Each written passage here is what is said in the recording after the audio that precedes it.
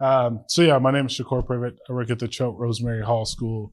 I've been in boarding schools for 7 years, mostly admissions for 5, but I also have taught. I currently serve as a dorm parent and then also as an assistant football coach. So have had a couple different roles, if you will, in boarding schools. So we'll talk about tips for, interviewing at U.S. boarding schools and admissions. I don't know.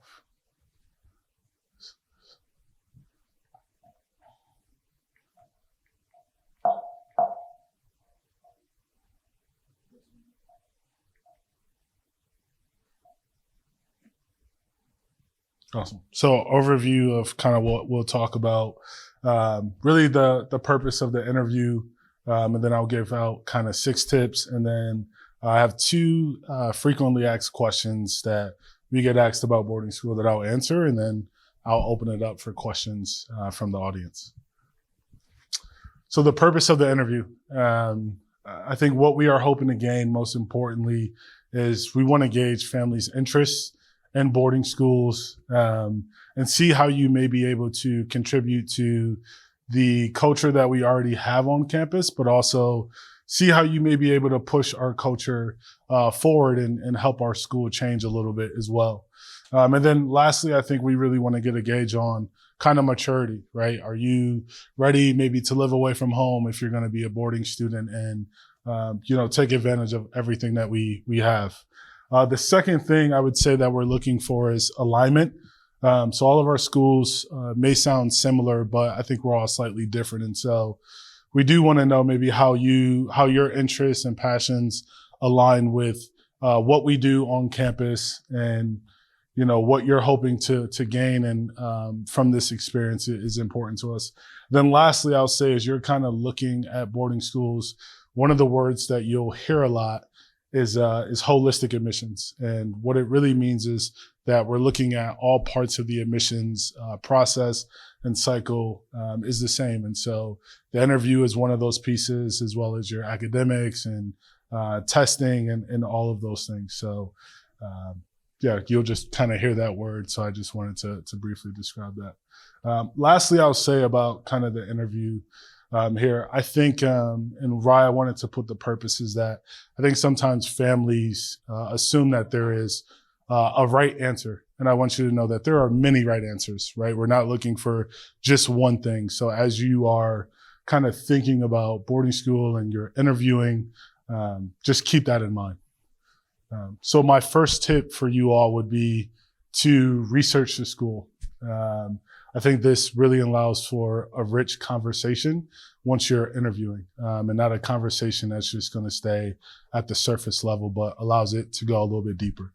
So the first area that I think you can look, I think there's many areas in which you can look. We all have phenomenal websites that have a ton of information, but I like to start with the mission or the core values of the school. I think that is an area in which the school is telling you what's important to them. We all have them. At Choate, our core values are compassion, integrity, and respect.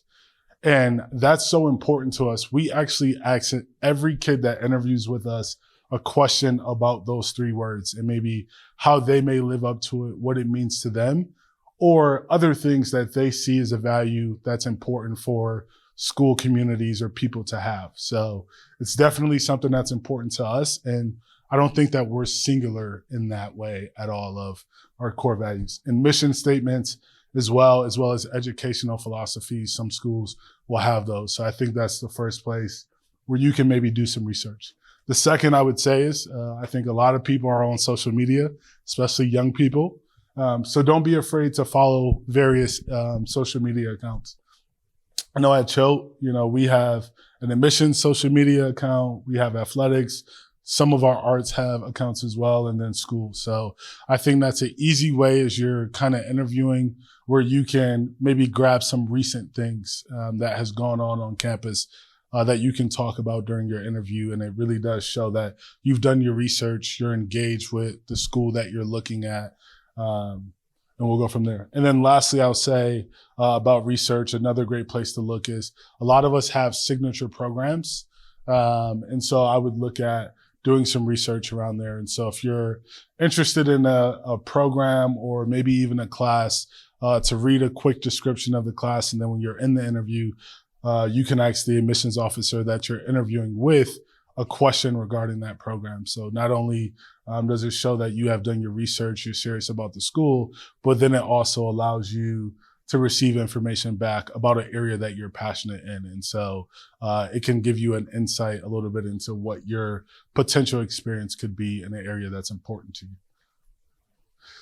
So the next tip I'll say, and maybe is slightly controversial for some, but I would say practicing versus preparing. I'm a big fan of preparing. I think when you're interviewing, you definitely want to know some of the points that you want to get across, some of the things you want to talk about. The interview is an opportunity for you to really tell your story, right? So you have lived perspective, whatever that may be. And for boarding schools, we want to admit students with a wide range of perspectives and unique qualities, right? And so I think on the front end, preparing what you would like to share is very important. I think if you practice that, you can sound a little robotic sometimes, right? And rehearsed. And I think you don't want that. You want the conversation to come across as enthusiastic and exciting. And you want to sound like you're speaking naturally. And I acknowledge that there may be some nerves in there as well. So I think preparing and have an idea of what you want to say and maybe how you want to say that and working through some clarity is a great idea. I would maybe urge you to rethink if you were ever going to kind of scripted answers, if you will. So as we think about preparing, I think these are some common questions or areas in which you can prepare for. So all of our schools are academically, I think, rigorous and inclined. And so you will, in a bunch of different ways and shapes and forms, you'll be asked about your academic interests and what excites you in the classroom. I'm almost confident that we all do that. So I think be prepared to talk about the ways in which you engage currently in the classroom, maybe ways in which your school maybe falls a little short if they do, but ways that you would like to engage, future passions related to academics. Extracurriculars, all of our schools are lucky enough to offer a ton of extracurriculars. So you'll be asked again a question there around those. And then I think always having an idea of why you are interviewing at a certain school and being ready to explain and answer that is a great idea, right? And so we, again, at Choate ask, what is it about Choate that stood out to you in the process to make you want to interview or potentially go to school there? And so we're looking for real genuine answers of either programs or other things that maybe have caught your eye. And I know other schools ask that as well. And then some schools may future in what you would like to do.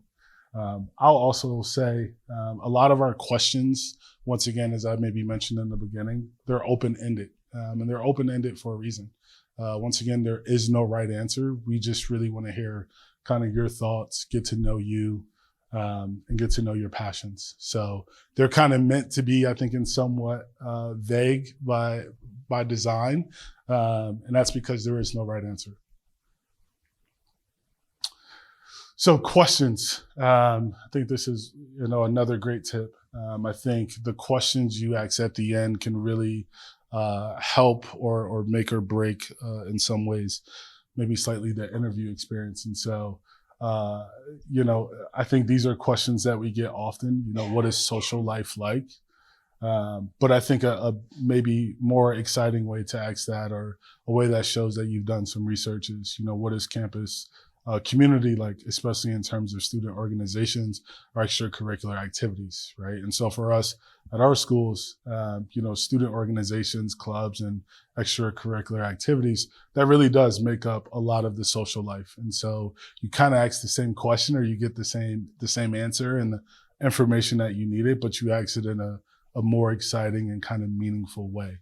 And then, questions along the lines of, how many students get honors classes and so forth. And so I think if you are interested in, an academic program, can you tell me about specific programs and some of the students and the work that they may be doing, right? Allows for you to see kind of what research is going on and gives you an opportunity, once again, to kind of gain some insight of the students in the community that you may be joining there. So I would encourage you to maybe think of your question in its simplest form here on the left, and then figure out how maybe you can ask it more thoughtfully as well. Other questions about testing and all those things, I think maybe rethink how you phrase some of those questions. And then one of my last tips, I think, is just interview etiquette. I've been interviewing a long time, so I've seen a lot of different things happen. So I would say body language for sure is a huge one. Maybe you want to make sure you're sitting up in your chair, you're making eye contact, giving a good handshake, introducing yourself, showing an interest in the conversation is really important. I've had students who maybe are comfortable, and in my office I have a couch, and I've had a student sit crisscross applesauce during an interview, which I don't think is the best thing you should do. So I think some of these things really do matter. And understanding that interviewing can be a nervous interaction. I think you want to try to, if you're able to, refrain from any of the kind of nervous movements or tapping noises if you're interviewing virtually. Remember that it's an experience, and so you don't want it to be hard for someone to kind of make out what you're saying or what you're communicating to them. Then lastly, or the last couple, I'll say dress code. I think for interviews on campus and just virtually, you kind of want to research the school that you're interviewing at and just know, I think maybe all dress codes are accepted, but if you're going to a school that is super formal and everyone's going to be in, a coat and a tie, you maybe want to rethink if you're going to wear a graphic t-shirt and ripped jeans. That might not be how you would like to show up to campus. And it may be, which is great and welcoming as well, but just know that you may stand out a little bit there. But also along those lines, you definitely want to dress in clothes that's going to make you feel the most confident to answer, to be prepared, to be engaged. And then, in-person interviews, a lot of times they're accompanied with a tour. So also know that you may be walking around campuses in the U.S. if you were to interview that way. And some of our campuses are quite big, quite large, so you may be walking around for a while, or you may be walking up and down hills as well. So just keep that in mind as you are thinking about schools. And then lastly, backgrounds.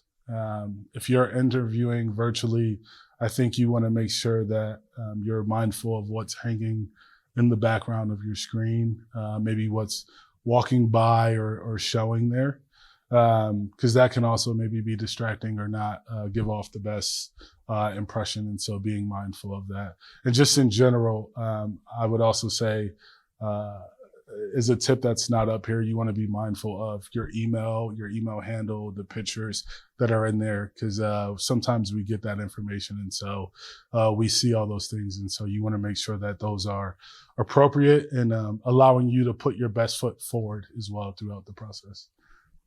And then kind of my last tip for you all would be to send a thank you note. I think it's always a great idea after you've met someone or you've interviewed to send a thank you note, is saying that maybe you're excited about the conversation and what has happened. And so I don't think it needs to be long. I think just going through the effort of showing that you have put forth the time, maybe you've reflected on the conversation, and you're appreciative and look forward to kind of continuing conversation is always a great idea. So it can be something like that. Thank you so much for taking the time to meet with me today. I enjoy learning more about your school and discussing maybe any specific things that you've covered during that interview, and, saying that maybe you're excited about the future if that's how you feel. And then so just want to answer two kind of frequently asked questions that we have, and then I'll open it up for questions from the floor. We often get, when is the best time to interview? I think the best time to interview is whenever your child or you feel ready. We have students who will interview the first week or during the summer, and that's great. That's an amazing time for them. Maybe they're ready, they feel prepared. And then we'll have students that will interview kind of right at the deadline. And so for us, there really is no preference. It's just whenever you feel like you're ready to kind of interview and ready for that environment is what I would encourage you to do. Then lastly, I'll say, does it matter whether you interview in person or virtually? I don't think there's a big difference in U.S. boarding schools. I think we acknowledge that not everyone can make it to campus. And so we are well-versed in interviewing virtually. And so I wouldn't let that kind of stop you. What I would also say about the second one is, I know if you're an international family and you're coming to the U.S. to visit schools, you often want to book trips that will allow you to see as many schools as possible, which I think is great. It makes the trip efficient. But I would also encourage you to think about, are there schools where you could interview with virtually ahead of time? And so you're not doing so many interviews in a day, because interview fatigue, I think, is a very real thing. And you want to make sure you're putting forth your best effort. And so if you're doing 3 interviews in a day for 3 or 4 days, are you going to give that 7th interview as enthusiastic and be as attentive as you are on interview 1? And if the answer for you maybe is no, that's okay. Just think about maybe interviewing at some schools virtually ahead of time, and then just coming to campus to see campus and maybe meet with someone that you interviewed with or someone of the office. So I will now open it up for questions, if there are any.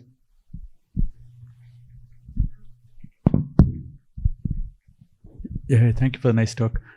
Just want to ask you, what kind of research on the student do you actually do before the interview? Do you get any pre-data when you're going for interview on the background of the student or something of that sort? Do you actually go through the social media handles or something of that sort of the students every time? So we don't. I think the only information we typically have is name, what grade you're applying for, maybe what part of the world you live in, and what your current school is. Okay. But yeah, we don't do any of that digging, or we don't really do any of that throughout the process. We get the pieces of the application, obviously, and review those, but it's not our practice, or I don't think it's U.S. boarding schools practice, I should say, to go to social media handles or any of those things. Thank you.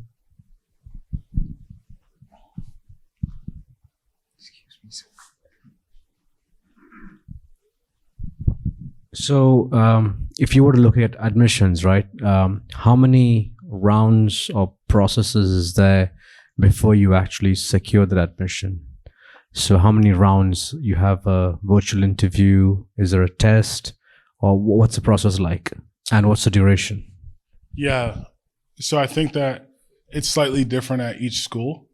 But I think the rough outline of the admissions process is, for some schools, interviewing is not a requirement. And mostly that may be because they can't meet the volume. And so they may not be able to interview every student that wants to interview, but I think it's strongly encouraged at all of our schools. And I would strongly encourage it for every family, right? You want to be able to meet people and share your story. I think that helps. But I would say, I think the interview maybe is step one, or inquiring is step one, right? To receive information about the school is probably that first step. Then let's say interviewing. Campus visits aren't required because not everyone can always make it to campus. But interviewing, and then it would be the application. Then at some point before March 10th, schools will read your application, and then on March 10th is when decisions come out, and then families have until April 10th to make their decision. So that's kind of the rough outline of the U.S. boarding school process. And maybe some regions of the country have different outlines, but we all accept applications, and interviews are strongly encouraged.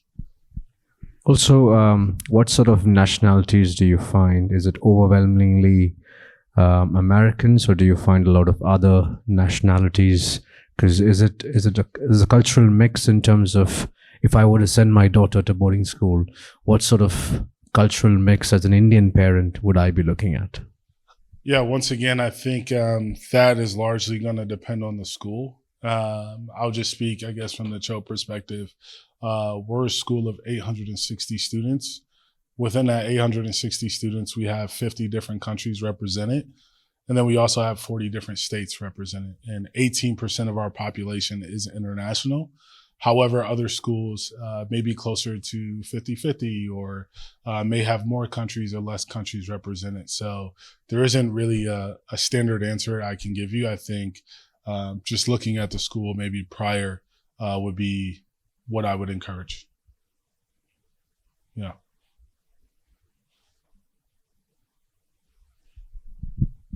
Well, thank you. Any more doubts?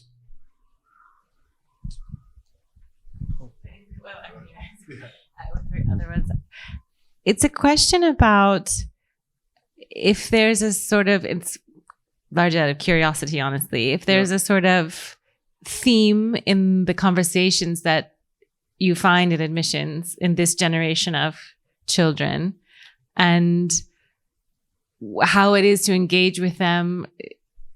I know it's a hugely general question, but what the challenges are really from the interviewer's side in order to be able to get a picture of that prospective student. Yeah. Wow, that's a fantastic question. Wow, that's really, wow.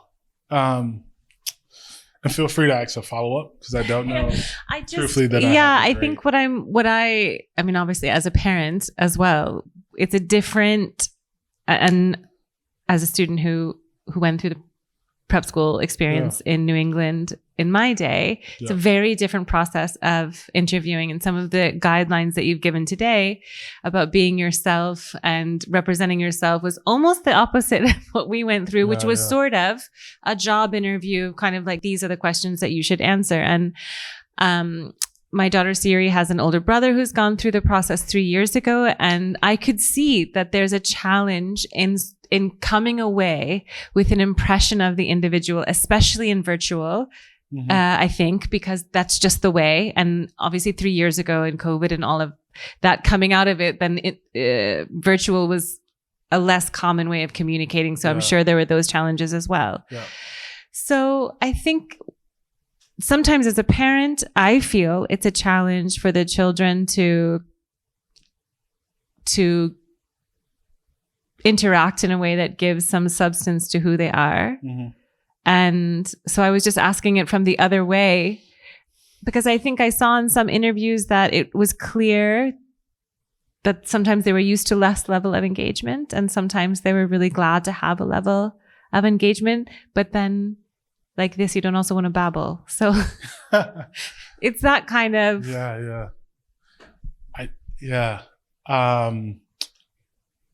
So I would say, I think the challenge just in general, I think for both sides, is what you mentioned for us, feeling like we've asked the necessary questions on the other end to really get to know the student. I think a good interviewer will adjust to the conversation and the level of the student. And when I say level of the student, I just mean comfort. Some kids, you are going to hop on maybe Zoom or virtual, or they're going to walk into your office and just be an open book right away. Other kids, it is honestly a nerve-wracking or new experience for them. And so, and culturally. And culturally as well. Right. And so, I don't know that I, once again, have a great answer, but I think an interviewer will do their best to make sure that the student feels comfortable opening up and allowing themselves to share parts of themselves. And then I would say on the other end, I think the tip of preparing, I think is hugely important for that reason of the student being comfortable, right? And so I think if you go in knowing kind of what you want to say, I think maybe it helps ease some of those nerves. I'll say, and I asked it 3 separate times, for students, I'll say at the end of academics, is there anything regarding your academics that we haven't covered that you feel like is important for me to know about you? And so if we don't get to something, I hope that serves as an opportunity for students then to offer up anything that they're comfortable with. And then once they do, maybe we'll go and I'll have a follow-up. Same thing with extracurriculars.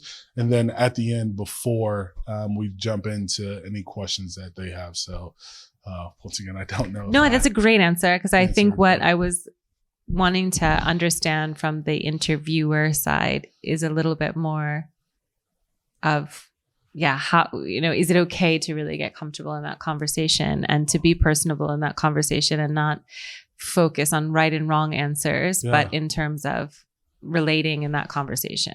Yeah. I mean, I truly do think so. And I think, it's important to remember that it's an interview, if you will, two ways, right? And so, you may be looking at a school and that may be where you want to go. And so we're interviewing you, but I think in a way you're also, as a family, you're interviewing us as well. And so how we engage with you is also important. And so if you don't have the engagement that you would like, maybe that's a telling sign of what the community is like as well. And maybe it's not, but I think remembering that part of it as well. And so coming with the questions that you have, and I think it gives you information as maybe you'll be admitted, but if people can't tell you authentically how your interests or your passions align with the school or opportunities that you'll have, I think that's also a telling sign.